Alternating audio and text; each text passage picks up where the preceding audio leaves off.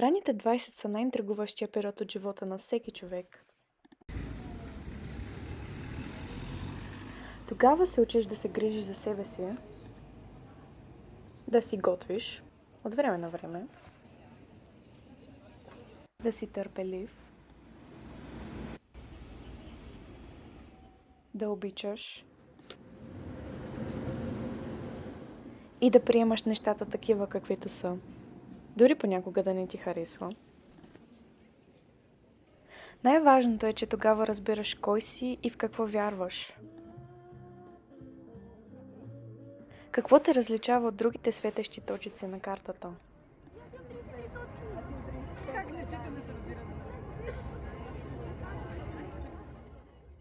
Градът, в който избереш да прекараш студентските си години, пази много повече от старите ти учебници по ДИС.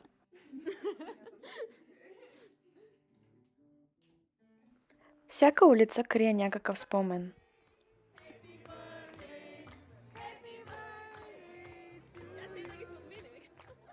Нещо, което те е променило или ти е дало ценен урок. Тук сме в една средностатистическа софийска кухня. Приятелства, които ще пазиш за цял живот.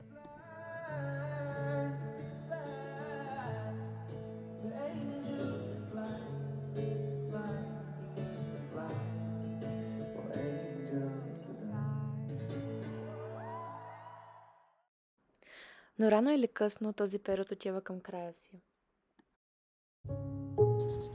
Сплекуванията никога не са ми били любимата част.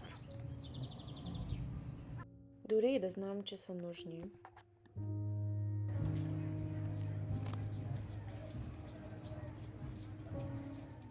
За да може човек да отвори нова страница, трябва да е затворил предишната.